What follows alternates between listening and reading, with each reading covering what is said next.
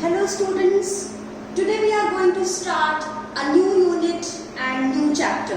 The unit is Genetics and Evolution. इसका first chapter है Principles of Inheritance and Variation. आज हम इस chapter पढ़ने से पहले इसके कुछ terms को बहुत अच्छे से discuss करेंगे, जिसको समझने के बाद ये chapter बहुत easy हो जाएगा. Haven't you wondered कि एलिफेंट का बेबी एलिफेंट के जैसा ही होता है, डॉग का बेबी पपी उस डॉग के जैसा ही होता है, और ह्यूमन बीइंग्स का बेबी ह्यूमन बीइंग के जैसा होता है. कुछ ना कुछ तो जरूर होता है जो पेरेंट्स से उसके बच्चों में जाता है एज इट इज. कुछ वेरिएशंस भी होते हैं, पर कोई चीज है जो पेरेंट्स से बच्चों में जा रही है. तो हम सबसे पहले इन चीज़ों को समझने से पहले हम देखते हैं, कई बार बात करते हैं कि कुछ सिबलिंग्स बहुत सिमिलर हैं, कुछ भाई बहन इतने डिफरेंट लगते हैं कि कहना मुश्किल है कि ये भाई बहन है. कई बार लोग कहते हैं कि तुम्हारी नाक मासी के जैसी है या तुम्हारी आंखें बुआ के जैसी मिलती जुलती हैं. इस चैप्टर में ही हम अपने मन में उठ रहे इन सारे सवालों का जवाब पा जाएंगे. तो देखते हैं, शुरू करते हैं पहला चैप्टर, और उसके साथ ही सबसे पहले कुछ टर्मिनोलॉजी देखेंगे जो चैप्टर को डिफिकल्ट बनाता है. ये चैप्टर हमेशा बच्चों के लिए बहुत हॉरर बना रहता है, तो आज हम उसको बहुत इजी बनाने वाले हैं इस टर्मिनोलॉजी को समझने के बाद. तो आई एम क्वाइट श्योर ये वीडियो खत्म करने के बाद आपको ये सारे टर्म्स इतने इजी लगने वाले हैं. तो ये टर्म्स हैं genetics, heredity, genes, alleles, homozygous, heterozygous, homologous chromosome, heterologous chromosome, phenotype, genotype, selfing, cross, true breeding lines, F1, F2, monohybrid cross, dihybrid cross और Punnett square. अभी इतने इसमें से कितने वर्ड्स आपको आते हैं, और ये वीडियो खत्म करने के बाद ये सारे ही वर्ड्स आपकी टिप्स पे होंगे, ये मेरी गारंटी है. शुरू करते हैं. जो यूनिट का नाम है genetics. What is genetics? Gene word कहीं छिपा है इसमें. So this is the branch of biology which deals with the heredity and variation. ठीक है, ये बायो की वो ब्रांच है जहां पर हेरिडिटी और वेरिएशन को हम स्टडी करते हैं. What is heredity then? Heredity क्या है? हेरिडिटी वो प्रोसेस है जिसमें पेरेंट्स से बच्चों में, पेरेंट्स से बच्चों में कोई चीज ट्रांसफर होती है. कैरेक्टर्स में ही, जब बायो की बात कर रहे हैं तो कैरेक्टर्स ट्रांसफर होते हैं. Actually inheritance is everything what we inherit from our parents. जमीन जायदाद सब कुछ वो भी इनहेरिटेंस होगा. तो अभी बायो के केस में इनहेरिटेंस क्या है? जो कैरेक्टर्स पेरेंट्स से बच्चों में आए हैं वो है हेरिडिटी. ठीक है, हेरिडिटी बात करते हैं तो इनडायरेक्टली जीन्स की बात आ गई सीधा सीधा. जीन्स कहाँ इम्पैक्ट होते हैं? हवा में कहीं नहीं होते हैं. एग्जैक्टली मैं आपको बताऊंगी. ये सब कुछ हवा में बात नहीं हो रही है. सेल के अंदर इतनी टाइनी माइक्रोस्कोपिक चीजें हैं जो आप इमेजिन करना मुश्किल होता है. तो यहाँ पर देखिए, ये है सेल. ठीक है, ये एक सेल है. सेल के अंदर ये न्यूक्लियस है. ये तो आप छोटी क्लासेस में आते हैं. मैं ज्यूम करके चल रही हूँ कि आपको कुछ भी नहीं पता है इसके बारे में, और बिल्कुल स्टार्टिंग से समझा रही हूँ, बिल्कुल बेसिक बातें समझा रही हूँ. तो ये सेल के अंदर न्यूक्लियस के अंदर यहाँ पर कुछ स्ट्रक्चर इस तरह की दिखाई दे रही हैं आपको, रॉड शेप्ड स्ट्रक्चर्स. ये हैं क्रोमोसोम्स.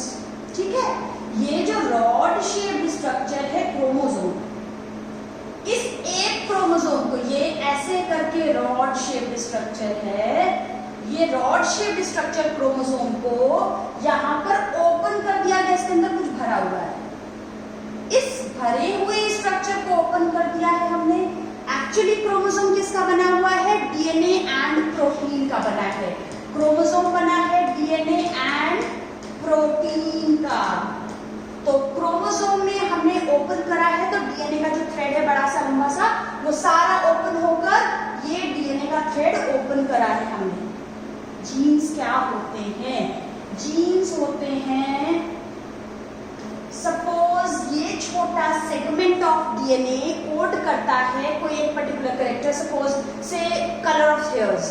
तो ये मेरे बॉडी में, मेरे सेल का ये DNA segment code for hair colour. one gene. Unit of inheritance. क्या है unit of inheritance? See, what is gene? क्या है gene? Gene है units of inheritance. Inheritance की छोटी छोटी units हैं. कहाँ पर हैं? DNA के अंदर छोटा छोटा सेगमेंट, छोटा छोटा टुकड़ा है, छोटा छोटा पीस ऑफ DNA है जो किसी एक कैरेक्टर को कोड कर रहा है, वो है जीन. ठीक है, तो ये एक जीन है. ऐसे ही शायद ये यहाँ से यहाँ तक का एक जीन होगा. ठीक, तो हम जीन को क्रोमोसोम पे बात करेंगे, हम बोलेंगे ये जीन है, ये जीन है. तो डोंट गेट कंफ्यूज्ड कि क्रोमोसोम में कहाँ है. क्रोमोसोम में एक्चुअली डीएनए के सेगमेंट्स होते हैं जो किसी इंफॉर्मेशन को, जो किसी कैरेक्टर को कोड करते हैं. They are called genes. Genes यहाँ पर देखो, ये मेरा एक क्रोमोसोम है. मेरे इस क्रोमोसोम में ये ग्रीन कलर का दिख रहा है. आपको ऊपर ये ग्रीन कलर का सेगमेंट दिख रहा होगा. ये मेरी आई कलर को डिनोट कर रहा है. मींस ये जो रीजन है क्रोमोसोम का, ये छोटा सा सेगमेंट मेरे आई कलर को डिसाइड कर रहा है. ये रेड कलर का छोटा सा एक सेगमेंट है, ये वाला, ये कोड कर रहा है हमारे ब्लड टाइप को. ये ब्लू कलर का रीजन है जो मेरे हेयर कलर को कोड कर रहा है, और ये मेरी हाइट को कोड कर रहा है. तो ये मेरा अगर एक कोई भी क्रोमोसोम है, तो these are 4 different genes on a chromosome. Clear है? बिल्कुल क्लियर है बात. नेक्स्ट, आपने बहुत बार बार एलील्स नाम सुनोगे इस चैप्टर में, और हमेशा बच्चे कंफ्यूज होते हैं जीन्स क्या है, एलील क्या डिफरेंस है जीन से, कैसे डिफरेंट है. एलील्स, एलील्स जीन्स हैं जो कोड करते हैं पेयर ऑफ कंट्रास्टिंग कैरेक्टर.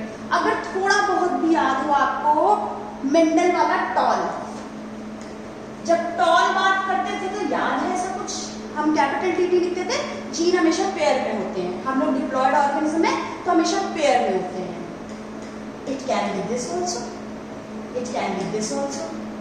ठीक है, तो एलील्स क्या है? कोड वो जीन्स हैं जो pair of contrasting traits, traits होते हैं कैरेक्टर्स, तो जो कंट्रास्टिंग कैरेक्टर्स को कोड करते हैं वो एलील्स होते हैं. और सिंपल फॉर्म में ये slightly different forms of same gene हैं. कैसे? ये मेरा एक डीएनए का पीस है. डीएनए आपको पता है ना, डबल हेलिकल मॉडल जो डीएनए का ऐसे करके होता है. ठीक है, ऐसे करके डीएनए का डबल हेलिकल मॉडल होता है. ये डीएनए का छोटा पीस बनाया गया है. ठीक है, ये पीस ऑफ डीएनए जो मेरा है, ये कोड कर रहा है आई कलर को. तो दिस इज जीन जो आई कलर को कोड कर रहा है मेरे अंदर. अलग अलग ऑर्गेनिज्म में आई कलर अलग अलग होगा. ये वेरियस आई कलर्स है. ब्राउन हो सकता है, ब्लू हो सकता है, ग्रीन एक्चुअली नहीं होता, हाँ थोड़ा सा ग्रीन सा, ग्रे कलर, ब्लैक कलर. तो डिफरेंट जो आई कलर्स हैं अलग अलग लोगों में, ये जो उसी पर्टिकुलर जीन्स के ऑल्टरनेटिव फॉर्म्स हैं, दे आर एलील्स. ये है एलील्स.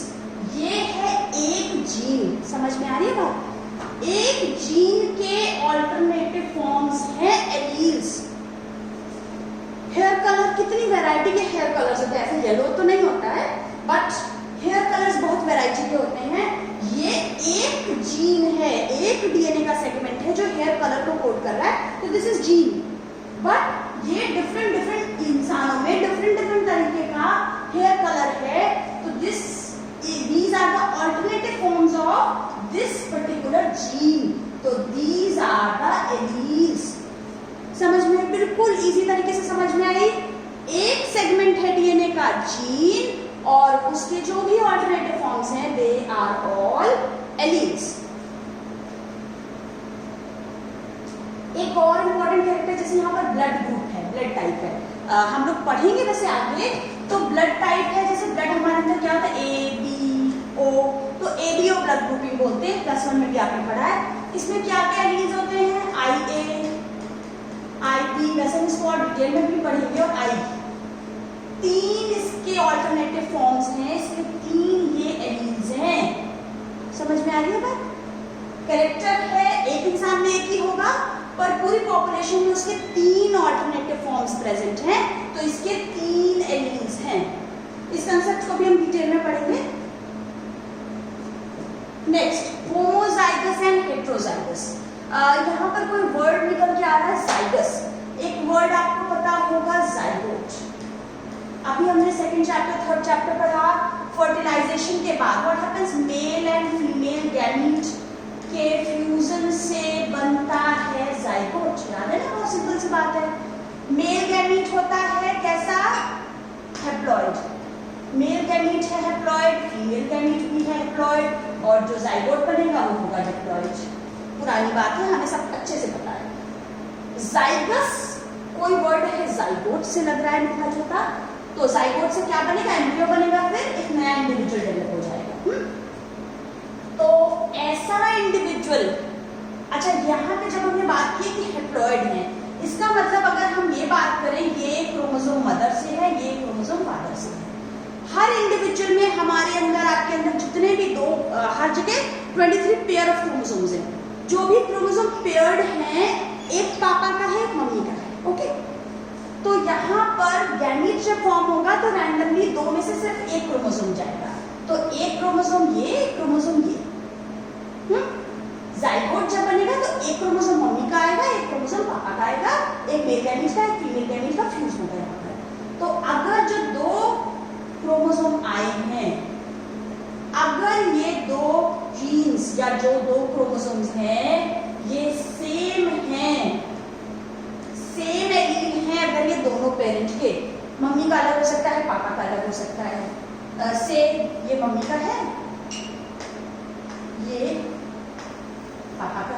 ओके, अब ये दोनों अलग भी हो सकते हैं, ये दोनों सेम भी हो सकते हैं। अगर किसी ऑर्गेनिज्म में, किसी इंडिविजुअल में जाइगोट से इंडिविजुअल बनेगा, तो हम इंडिविजुअल की बात कर रहे हैं, किसी इंडिविजुअल ने इनहेरिट किए हैं दोनों के दोनों सेम एलील्स, किसी एक जीन के दोनों पेरेंट्स से उसने सेम एलील इनहेरिट किया है, तो ये है कंडीशन होमोजाइगस।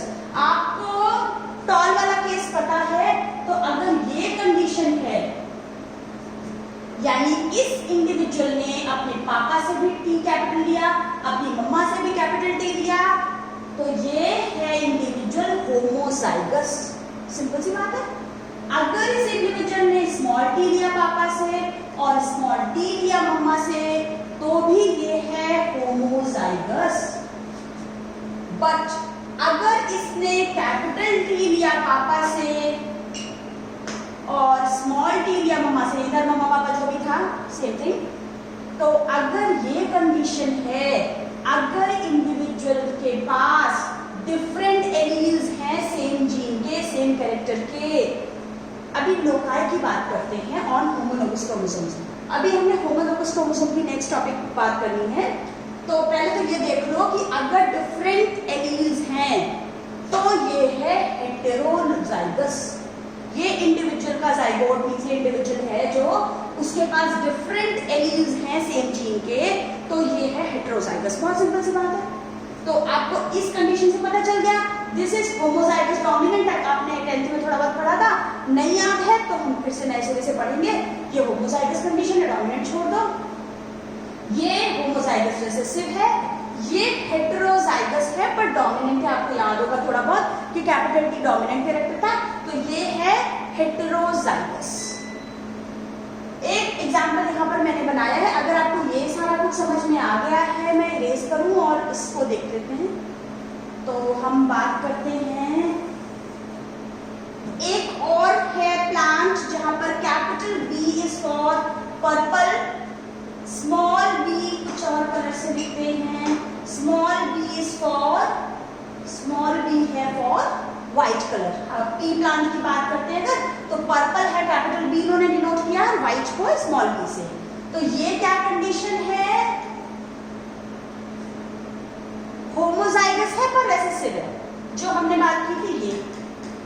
ठीक, ये क्या कंडीशन है अभी बताती हूँ, मैंने पेन चेंज करना है इसलिए। ये क्या कंडीशन है, जब दोनों जाइगस, दोनों पेरेंट्स से जो भी आए हैं गैमीट्स, दोनों का सेम एलील है दोनों में, तो ये कंडीशन है होमोजाइगस। और ये डोमिनेंट कैपिटल बी है, डोमिनेंट है, पर्पल कलर आएगा। ये भी कलर तो पर्पल ही होगा पर ये कलर ये कैसा हो जाएगा, कैपिटल टी स्मॉल टी की जो बात थी, सॉरी ये बी है capital, it will be small B, it will be small B. ये बात समझ में आ रही है? ये है होमोजाइगस, ये भी है होमोजाइगस, पर ये अलग अलग है, ये है हेटेरोजाइगस। सिंपल सी बात है, क्लियर हुआ बिल्कुल अच्छे से। आगे अभी लोकाई और होमोलोगस की बात करते हैं हम। होमोलोगस में सोचना कि ये छोड़ दिया क्वेश्चन, ये ड्यू है, अभी बताती हूँ। तो ये क्या बात है, होमोलोगस क्रोमोसोम। आपने 10th क्लास में वर्ड पढ़ा था होमोलोगस और एनालॉगस ऑर्गन्स। तो होमोलोगस का कुछ मीनिंग निकाला था कि सिमिलर होते हैं, सिमिलर होती है स्ट्रक्चर। यहाँ पर भी उसका एक्चुअली मीनिंग इंग्लिश वर्ड का तो सेम है, होमोलोगस का मतलब similar structure and position also. कुछ सिमिलैरिटीज हैं दो क्रोमोसोम्स में। क्रोमोसोम्स की हम बात कर रहे हैं। अच्छा, ये क्रोमोसोम का कंसेप्ट देखते हैं हम लोग प्लस वन, वैसे आपने पढ़ा है माइटोसिस मेयोसिस के टाइम पे, एक बार फिर से देखते हैं।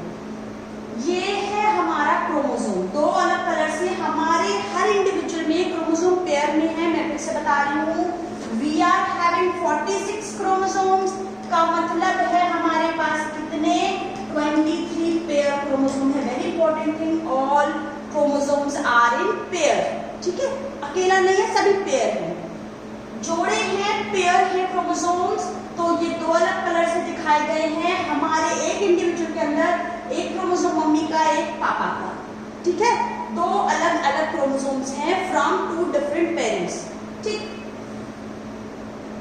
सेल डिवीजन से जस्ट पहले रेप्लिकेशन होता है। रेप्लिकेशन अगर पता है तो ठीक है, नहीं पता है तो क्या होता है, डीएनए अपना कंटेंट डबल करता है। प्लस वन में पढ़ा है थोड़ा सा आपने कि डीएनए अपने को डुप्लीकेट करता है, इसका अमाउंट, इसका कंटेंट बढ़ जाता है, नंबर नहीं बढ़ता। तो क्या होगा, ये देखो, मैं ग्रीन ही बना दूंगा, ये देखो यहाँ पर ये इसने अपना कंटेंट डुप्लीकेट कर लिया, डबल कर लिया है, तो ये ग्रीन वाला क्या हो गया है, यहाँ जाके ये ग्रीन वाला ये हो गया है, ये पर्पल वाला अपने को डुप्लीकेट करके रेप्लिकेट करके ऐसे बन गया है। तो ये एक ही क्रोमोसोम था, जब सेल डिवाइड होनी है उससे जस्ट पहले रेप्लिकेशन होगा और क्रोमोसोम का कंटेंट डबल हो जाएगा। अब इनको हम बोलेंगे सिस्टर क्रोमैटिड, सिस्टर क्रोमैटिड है ये, और बीच में है सेंट्रोमियर, सेंट्रोमियर से जुड़े हुए हैं सिस्टर क्रोमैटिड्स, ठीक है। तो ये दो पेरेंट्स के क्रोमोसोम है, अगर आप ऐसे ड्रॉ करते हो या ऐसे करते हो, सिमिलर थिंग है, कोई फर्क नहीं पड़ता, ठीक है। तो क्रोमोसोम कई बार आप ऐसे ड्रॉ देखोगे, ये जो मेरा स्टार्टिंग डायग्राम था याद है, यहाँ पर क्रोमोसोम तो मैंने ऐसे बना दिए थे, ठीक है, याद है ये, यानी कि ये रेप्लिकेशन से पहले की कंडीशन मैंने ड्रॉ की है। और हम लोग कई बार ऐसे भी बनाते हैं इसको, ये है रेप्लिकेशन के बाद की कंडीशन।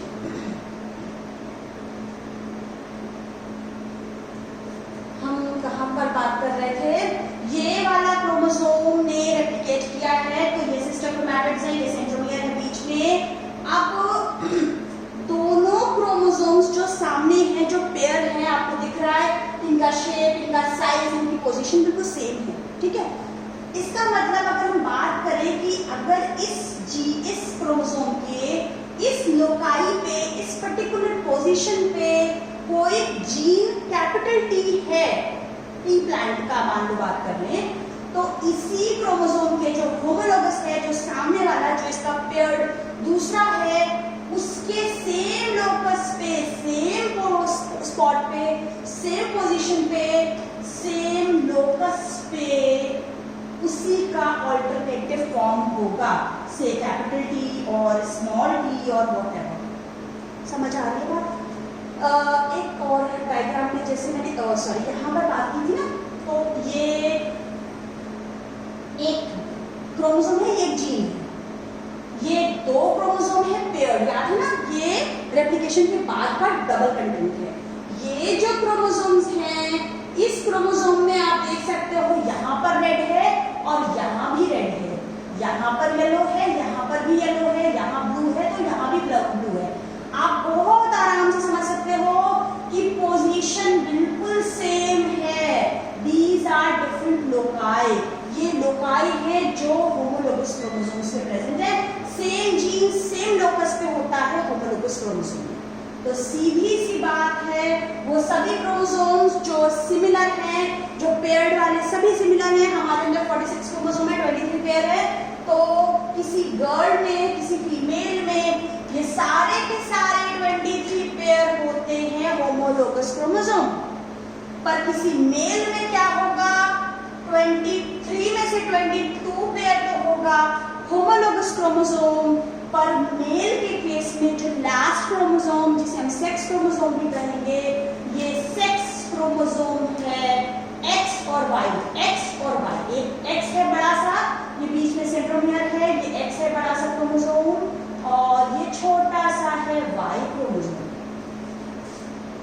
ये होमोलोगस नहीं है, ये है हेटेरोलोगस क्रोमोसोम। ये क्या होता है, प्रेजेंट ऑन डिफरेंट लोकाई, और इनके बीच में जेनेटिक रिकॉम्बिनेशन नहीं हो सकता है। मियोसिस में आपने पढ़ा था प्रोफेज 1 की पैकेटिंग स्टेज में क्रॉसिंग ओवर होता था, जेनेटिक रिकॉम्बिनेशन होता था, याद है आपको? याद होगा आपको, फिर भी मैं याद दिला देती हूँ एक बार। ये ऐसे करके अगर हम बनाते थे, इसको भी बना दे, तो ये वाला पीस और ये पीस और ये ग्रीन कलर का और ये रेड कलर वाला, इनके बीच में होता था क्रॉसओवर। तो जो होमोलोगस क्रोमोसोम से आपने पढ़ा था, साइनेप्टोनीमल कॉम्प्लेक्स बनाता है, और होमोलोगस क्रोमोसोम के बीच में क्या होता है, सिस्टर क्रोमैटिड्स का छोटा छोटा पीस ट्रांसफर होता है। तो क्या होगा, यहाँ पर रिकॉम्बिनेशन बनेगा या क्रॉसिंग ओवर होगा। पर हेटेरोलोगस क्रोमोसोम के बीच में क्रॉसिंग ओवर नहीं होता है, वहां लोकाई कॉमन नहीं होती है, डिफरेंट लोकाई होते हैं। मींस डिफरेंट लोकाई का क्या मतलब, सेम लोकाई का मतलब है ये यहाँ पर कैपिटल टी तो यहाँ पर स्मॉल टी होगा, यहाँ पर कैपिटल टी है, यहाँ पर स्मॉल टी होगा। से कोई और कलर, यहाँ पर स्मॉल आर है और यहाँ पर कैपिटल आर है। जरूरी नहीं सारे कैपिटल इसी पे हो, कुछ भी हो सकता है, पर सेम टाइप का जीन सेम लोकस पे होगा। ठीक है, यहाँ कोई और जीन होगा और हो सकता है ये यहाँ पर उससे मैचिंग दूसरा कोई जीन ना हो। तो ये डिफरेंट लोकाई होते हैं और इनके बीच में कॉम्बिनेशन नहीं होता है। ये बहुत अच्छा एग्जांपल है हेटेरोलोगस क्रोमोसोम, और ये है सभी के सभी हम लोगों में, गर्ल्स के सारे 23 पेयर और बॉयज के 22 पेयर्स हैं। होमोलोगस क्रोमोसोम लास्ट वाला है हेटेरोलोगस क्रोमोसोम। क्लियर है, बिल्कुल अच्छे से क्लियर है। तो आगे बढ़ते हैं, फिनोटाइप एंड जीनोटाइप। फिनोटाइप, जो भी कैरेक्टर हमको दिख रहा है, जो फिजिकल फॉर्म है किसी ऑर्गेनिज्म की, जो फिजिकल कैरेक्टरिस्टिक्स है, फिजिकल प्रॉपर्टीज है जो हम ऑब्जर्व कर सकते हैं, दे आर फिनोटाइप। जैसे कि हमको प्लांट टॉल दिख रहा है तो ये है फिनोटाइप। हमको पर्पल कलर के फ्लावर दिख रहे हैं, ये है फिनोटाइप। हमको सीड्स राउंड दिख रहे हैं, ये है फिनोटाइप। ये लड़का मुझे लंबा दिख रहा है, ये है फिनोटाइप। इसकी आईज का कलर ब्लैक लग रहा है, ये है फिनोटाइप। ठीक, इसके हेयर्स मुझे कर्ली लग रहे हैं, ये है phenotype. But what will be the genotype? Genotype क्या होगा, उस पर्टिकुलर कैरेक्टर के लिए उस बंदे के पास क्या सेट ऑफ जीन्स हैं। कैपिटल टी मींस टॉल तो दिख रहा है हमको, बाहर से देखने में फिजिकल प्रॉपर्टी दिखाई देगी, वो फिनोटाइप है। पर उस बंदे में टॉलनेस कैसी है, ये वाला टॉल है या ये टॉल है, नहीं पता, या पता करेंगे तो दैट इज द जीनोटाइप। इस फिनोटाइप टॉल के लिए रिस्पॉन्सिबल जीनोटाइप, इनमें से कुछ होगा, कौन सा, ये है जीनोटाइप। पर्पल, क्या पर्पल है, कैपिटल टी है या कैपिटल टी स्मॉल पी है, ये हम पता करेंगे। ये है जीनोटाइप, कौन सा है पता नहीं लगे। राउंड के लिए ये जीनोटाइप्स पॉसिबल हैं, कोई इनमें से एक होगा। ब्लैक के लिए सपोज हमने कैपिटल बी अगर एज्यूम करा है तो ये दो पॉसिबिलिटीज हो सकती हैं। कर्ली हेयर्स के लिए अगर हम सी करें तो this can be the possibilities. अब ये है फिनोटाइप जो हमको कैरेक्टर दिखाई देते हैं और जो उसके लिए रिस्पॉन्सिबल जीन पेयर है, दैट इज जीनोटाइप। ओके, आगे बढ़ते हैं। सेल्फिंग एंड क्रॉस, हम लोग बार बार बात करते हैं कि प्लांट के बीच में क्रॉस करा लेते हैं, आर्टिफिशियल हाइब्रिडाइजेशन। एक्चुअली नेचुरली तो पॉलिनेशन होता है, कुछ भी हो सकता है। क्या हो सकता है? एक प्लांट, ये है स्टिग्मा, सपोज ये है स्टेमन्स, बहुत सारे, ये है बहुत सारे स्टेमन्स। क्या हो सकता है? पॉसिबिलिटीज, नेचुरल पॉलिनेशन, आपको पता है transfer of pollen grain from anther to stigma, तो ये भी पॉसिबिलिटी है। यहाँ इस एंथर से इसके स्टिग्मा अपने ही फूल के स्टिग्मा पे चले जाए, या इस एंथर से इस स्टिग्मा पे चले जाए, बोथ पॉसिबिलिटीज आर देयर। ये नेचुरल पॉलिनेशन है। जब हम बात करेंगे सेल्फिंग की, इसको हटा देते हैं, खत्म हो जाएगा, तो इसको समझ लो। What is selfing? सेल्फिंग ये है, ये वाला पॉलन ग्रेन, ये वाला पॉलन ग्रेन अपने ही एंथर से, अपने ही फ्लावर के एंथर से अपने ही फ्लावर के स्टिग्मा पे लैंड कर जाए तो सेल्फिंग है। अगर बाइसेक्सुअल फ्लावर है और वो सारी कंडीशंस जो हमने सेकंड चैप्टर में पढ़ी थी, सेल्फ पॉलिनेशन के लिए जो यहाँ पर चाहिए कंडीशंस वो सब हैं, तो इस फ्लावर में अपने आप सेल्फिंग हो जाएगी। या हम कराना चाहते हैं तो भी हम इनिशियल स्टेज में ही फ्लावर को बैगिंग कर देंगे, एक बैग से कवर कर देंगे, एक बैग से कवर कर देंगे टाइम की हम इस फ्लावर को, तो अपने आप अंदर ही अंदर इसमें सेल्फिंग हो जाएगी, बाहर से कोई कंटेमिनेशन नहीं आ पाएगा। तो सेल्फिंग तो बहुत सीधी सी बात है।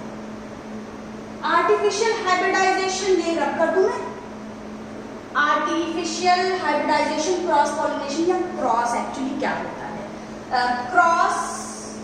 क्रॉस पॉलिनेशन होता है। हम लोग शॉर्ट में बात कर लेंगे। मेंडल ने टॉल प्लांट को शॉर्ट प्लांट के साथ क्रॉस कराया।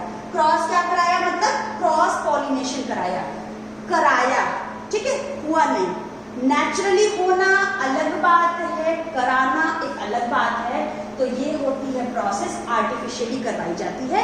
चैप्टर 2 में आप पढ़ चुके हो आर्टिफिशियल हाइब्रिडाइजेशन के बारे में। आपने पढ़ा था इमैस्कुलेशन होता है। What is emasculation? Removal of masculine और male part of the flower. Male part क्या है? एंथर्स। तो फ्लावर के किसी फ्लावर में आपको दिखाई दे रहे हैं पर्पल कलर के पेटल्स हैं, फिर ये कैलेक्स है ग्रीन कलर के, ये फीमेल पार्ट है, ये ओवरी स्टाइल स्टिग्मा, और ये है एंथर्स, स्टेमन्स उसके। तो स्टेमन के ऊपर ये लगे हैं एंथर्स। तो आपको ये सारी स्ट्रक्चर अच्छे से पता है, इसमें कोई नई बात नहीं है। आप इस फ्लावर में मेल पार्ट यानी कि एंथर्स का रिमूवल कर देंगे फ्लावर की इनिशियल स्टेज में, बर्ड कंडीशन में। तो जब हमने इस फ्लावर में से एंथर्स को रिमूव कर दिया, स्टेमन्स को फॉर्सेप की हेल्प से या सीजर्स की हेल्प से हमने रिमूव कर दिया, तो ये इमैस्कुलेशन की प्रोसेस हो गई। बचा हुआ फ्लावर हमारा हो गया है female flower. Obviously male part को हमने रिमूव कर दिया, तो ये हमारा फीमेल फ्लावर हो गया। हम आर्टिफिशियली इसको परफॉर्म कर रहे हैं। फिर हमने दूसरा मेल प्लांट ले लिया, मेल फ्लावर ले लिया। मेल फ्लावर के लिए हमें कुछ नहीं करना है क्योंकि पॉलन ग्रेन्स हैं, ठीक। जब मैच्योर हो जाएगा ये फ्लावर, हम इसके पॉलन ग्रेन्स को लेके इस फ्लावर के स्टिग्मा पे, कहाँ गया? ये एंथर भी रिमूव कर रहे हैं, रिमूव हो चुका होगा एंथर, तो एंथर रिमूव हो जाएगा, तो ये फ्लावर ऐसे बन जाएगा। ये है स्टिग्मा, एंथर्स तो रिमूव हो चुके हैं यहाँ से सारे। अब यहाँ पर हम अपने डिजायरेबल पॉलन ग्रेन्स को यहाँ पर शेड कर देंगे, डिपॉजिट कर देंगे, डाल देंगे और पॉलिनेशन हो जाएगा। ये हमने इंड्यूस कराया है, ये आर्टिफिशियली हमने कराया है। This is artificial hybridization, cross pollination या क्रॉस। तो जब हम कहेंगे मेंडल ने सेल्फिंग कराई, मतलब उसी के पॉलन ग्रेन को उसी के स्टिग्मा पे डाला। जब हम बोलेंगे क्रॉस कराया, तो मेंडल ने इमैस्कुलेशन करा के, बैगिंग करा के, फिर मैच्योरिटी के बाद डिजायरेबल पॉलन ग्रेन्स को वहां पर डाला। क्लियर है? Pure lines, true breeding lines. Mendel ने प्योर लाइन बनाई। आप पढ़ोगे अभी जब कि मेंडल ने क्या किया था। मेंडल ने 7 पेयर ऑफ कंट्रास्टिंग कैरेक्टर्स पढ़े, ऑब्जर्व किए थे, हम देखेंगे, बात करेंगे अभी नेक्स्ट वीडियो में। तो मेंडल ने प्योर लाइन बनाई 7 पेयर ऑफ कंट्रास्टिंग कैरेक्टर्स के लिए। 14 पेरेंट्स लिए जो प्योर लाइन या ट्रू ब्रीडिंग लाइन बनाई। क्या होता है प्योर लाइन? मेंडल ने एक पौधा लिया टॉल, एक लिया शॉर्ट या ड्वार्फ। टॉल तो कुछ भी हो सकता है, अभी आपको पता है tall can be this also, tall can be this also. Mendel ने पौधे को सेल्फिंग कराते कराते कराते सेवरल जनरेशंस तक उसकी सेल्फिंग कराते कराते फाइनली ऐसा प्लांट ऑब्टेन कर लिया जो प्योर हो, जिसके दोनों गैमीट्स दो होमोजाइगस हो, ये वाली कंडीशन हो जहां पर अगली इसकी सेल्फिंग से प्रोजेनी ये बनने की कोई पॉसिबिलिटी ना हो। ठीक, तो कई जन ये एक टॉल प्लांट हमको दिख रहा है, टॉल है, it can be this also.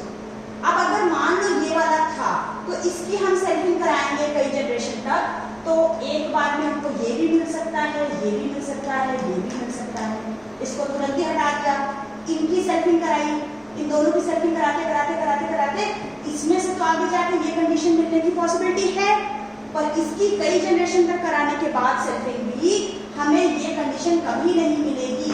In every situation we will get only this condition. ठीक, तो ये है हमारा प्योर लाइन। किसी भी टॉल प्लांट से शुरू करते करते करते कई जनरेशन तक वो प्लांट ऑब्टेन करना जिसमें अब आगे और ज्यादा रेसेसिव कैरेक्टर आने की कोई पॉसिबिलिटी ना रहे, जो गारंटी है कि यहाँ पर अभी यही वाला कैरेक्टर रहेगा। तो क्या है प्योर लाइन या ट्रू ब्रीडिंग? जब कंटिन्यूअस सेल्फ पॉलिनेशन करते हैं तो स्टेबल ट्रेट इनहेरिट होने लगता है कई जनरेशंस तक। फाइनली हमको बराबर टॉल टॉल टॉल ही मिलता चला जाएगा। हम श्योर हो जाएंगे कि जो ये पेरेंट था या जो ये प्लांट है ये होमोजाइगस है, ये प्योर लाइन है, ये ट्रू ब्रीडिंग है। ये प्योर का मतलब इसमें स्मॉल टी की कोई इम्प्योरिटी नहीं है। क्लियर है ये बात? उसके अलावा अब समझ में आ गया ना? आगे हम बात करते हैं मेंडल ने कितने 14 ट्रू ब्रीडिंग प्लांट्स बनाए थे, 7 पेयर के लिए दो पेरेंट्स, तो 14 हो गए। F1 और F2 जनरेशन क्या होती है? F1 और F2 जनरेशन आसानी से आप ऐसे देख लो कि ये है आपके ग्रैंड पेरेंट्स। ग्रैंड पेरेंट्स की शादी हुई तो आपके पापा, ये है पहली जनरेशन जिसको हम फाइलियल जनरेशन 1 भी कह सकते हैं। तो आपके पापा हो गए फाइलियल जनरेशन 1, ये है।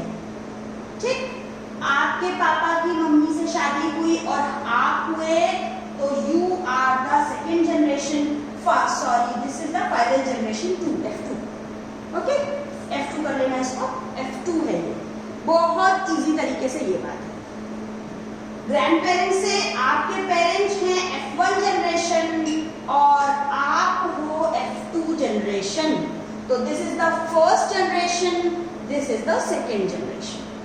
ठीक, F1 generation, F2, F3, F4 so on हो सकता है। तो ये है फाइलियल जनरेशन।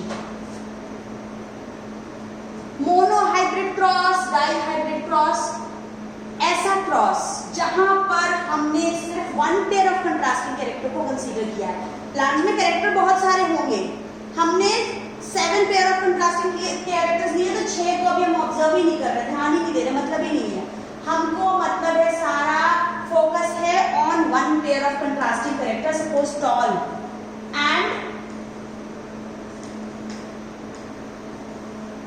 और डॉर्फ, एक पेयर ऑफ कंट्रास्टिंग कैरेक्टर है ये। ठीक, एक ट्रेट है, एक कैरेक्टर है, और जब सिर्फ एक कैरेक्टर को हमने ध्यान में रखते हुए क्रॉस कराया है दो ऑर्गेनिजम्स के बीच में, तो ये मोनो हाइब्रिड क्रॉस है। हाइब्रिड आपको पता है 2 के क्रॉस से हाइब्रिड बनता है, हाइब्रिडाइजेशन भी कहते हैं। तो ये हाइब्रिडाइजेशन से टर्म आया है हाइब्रिड। एक कैरेक्टर को ध्यान में रखा है तो मोनो हाइब्रिड, 2 कैरेक्टर को ध्यान में रखेंगे तो dihybrid, so on, tetrahybrid, trihybrid 3 character के लिए, टेट्रा हाइब्रिड 4 कैरेक्टर के लिए, शायद पेंटा हाइब्रिड 5 के लिए, वो बहुत कॉम्प्लेक्स हो जाएगा। फिलहाल मेंडल ने ये 2 ही तरह के क्रॉस किए। मोनो हाइब्रिड एक ट्रेट को 1 पेयर ऑफ कंट्रास्टिंग कैरेक्टर को ध्यान में रखते हुए, और dihybrid 2 pair of contrasting character को ध्यान में रखते हुए क्रॉस किया। अगर आपको याद होगा तो मेंडल ने क्रॉस किया था एक राउंड येलो सीड्स को रिंकल्ड ग्रीन के साथ, रिंकल्ड पूरा आएगा नहीं यहाँ पर, रिंकल्ड ग्रीन के साथ क्रॉस किया था मेंडल ने, और ये हो गए 2 pair of contrasting character, that was dihybrid cross. Punnett square, एक ब्रिटिश साइंटिस्ट थे रेजिनाल्ड पुनेट। इन्होंने इस तरह के क्रॉस को कराने के लिए एक ग्राफिकल रिप्रेजेंटेशन बनाया था, ये जानने के लिए कि जो ऑफस्प्रिंग्स पैदा हो रहे हैं, जो प्रोजेनी है, जो बच्चे हैं, उनमें क्या पॉसिबिलिटीज होगी जीनोटाइप्स की। मतलब अगर हमने टॉल और शॉर्ट को क्रॉस कराया है तो जो प्रोजेनी बनेगी उसमें क्या पॉसिबिलिटी होगी। पहले तो यही होगी, इसकी सैंपल कराएंगे तो पॉसिबिलिटी क्या क्या हो सकती है, कुछ भी हो सकती है। तो क्या क्या पॉसिबिलिटी हो सकती है इसको जानने के लिए जब इस तरीके का एक बॉक्स, एक स्क्वायर बनाया था, याद है आपको, आपने किया था 10th में। तो एक तरफ हमने एक गैमेट लिख दिए हैं, दूसरी तरफ दूसरे गैमेट लिख दिए, क्रॉस कराएंगे इस तरीके से, ठीक है। तो ये जो ग्राफिकल रिप्रेजेंटेशन है, दिस इज पुनेट स्क्वायर, जो साइंटिस्ट पुनेट ने दिया था, इसलिए इन्हीं के नाम पे इसका नाम हो गया पुनेट स्क्वायर।